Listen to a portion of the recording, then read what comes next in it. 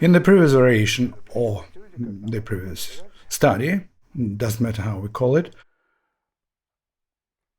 Schumann retained the theme, just reversed in the main voice,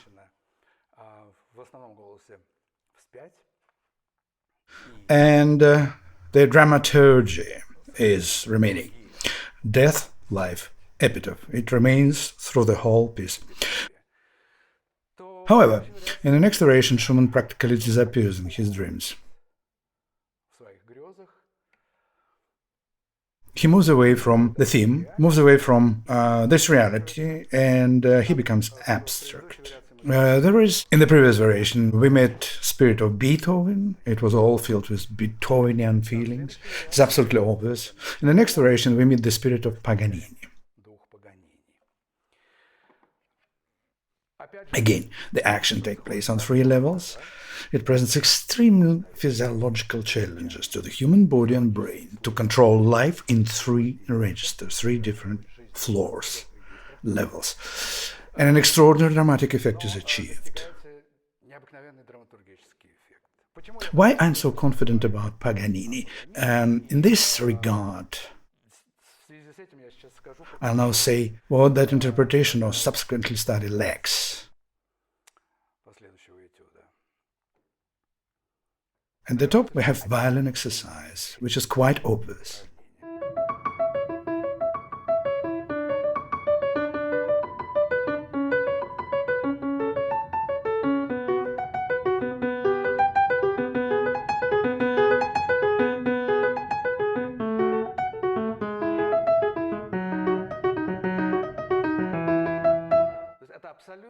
That is absolutely obvious a violin study, a violin capriccio.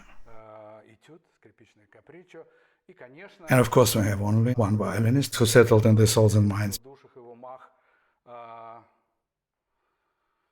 predominantly of Liszt and Schumann, and less so in Chopin.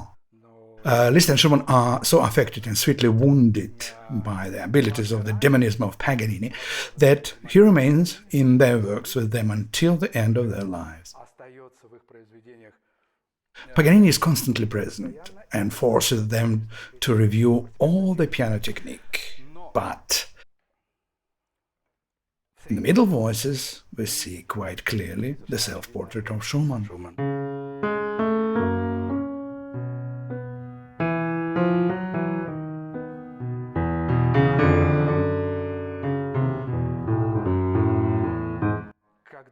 When a tenor and baritone in middle voice sing an open-hearted romance, it is as a rule the author voice. And therefore the author is reflecting and living in the memories of the impressions of Paganini, of course staying in the foreground.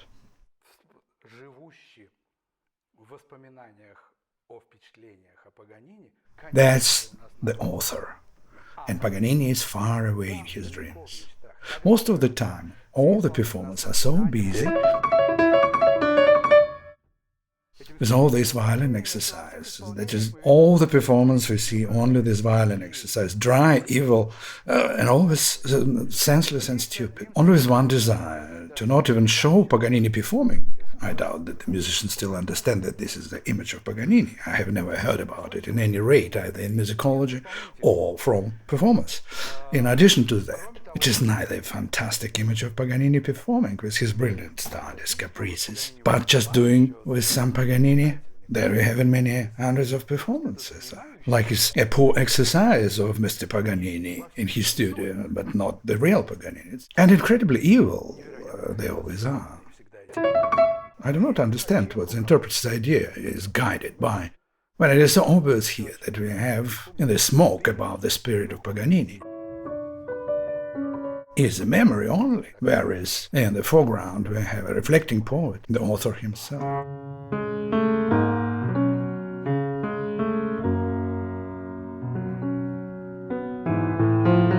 If you connect these two images, we will receive as follows a great picture. Most important, of course, is the voice of author, and the most dramatic and basic thing that exists here in the piercing intonation that should arise when the voice of the violin and the author's voice are combined namely here. That's the main plot of this variation. This intonation.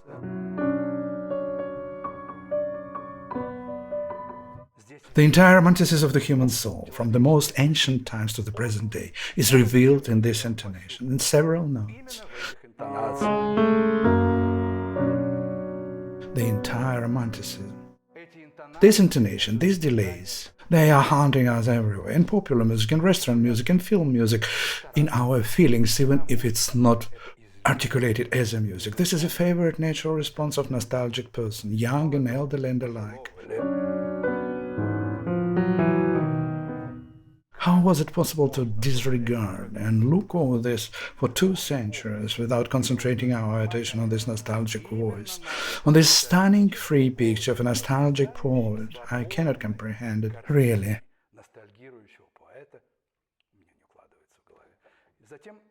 Then, in the middle part of the little poetic thing, we see the author excitement.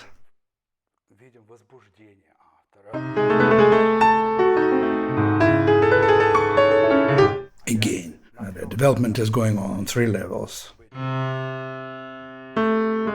The lower voice, the middle voice, again a sickly sweet intonation of a poetic man, excited, even pleasantly excited. And at the top, on 3 levels, I have beautiful bittersweet experiences of a romantic poet.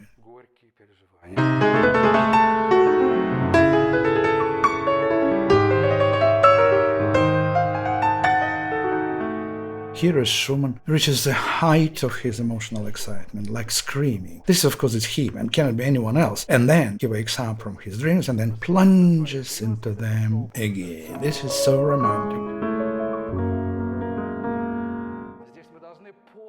Here we must completely get away from time, free ourselves. The stratifications of the modern man interfere here. His constraints, his triviality, his lack of inner freedom, the lack of freedom of consciousness. Hence, modern musicians read the text without going into them, playing in a fixed order without thinking, forgetting that there is time, life, freedom, plasticity, and we have already lost freedom and flexibility in modern life, plasticity, poetry, elevation, and in general, the aura of individuality of the man.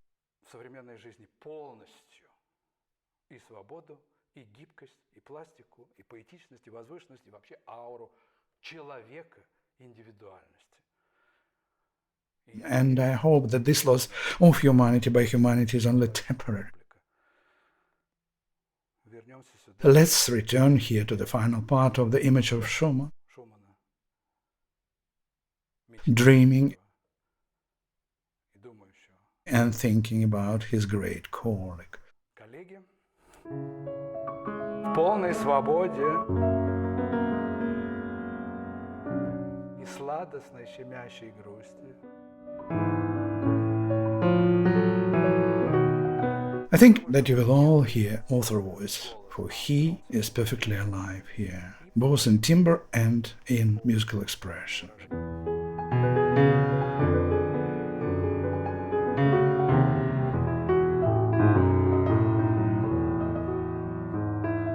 It is impossible to better express in music a dreaming poet, thinking about the beauty of a friend and colleague who changed him for life. As such, it is a complete withdrawal from this reality, a withdrawal into his own world. It's very good that Schumann inserted this variation and kept it, because it fits in very nicely after the pathetic variation and before the next block of variations. The next block of variations is very intense technically, and the next stage to rebirth and the next step away from death. Therefore, it was absolutely dramatically necessary to get away from all this matter, fall into a dream. Schumann is the greatest master of dreams in the history of music and humanity.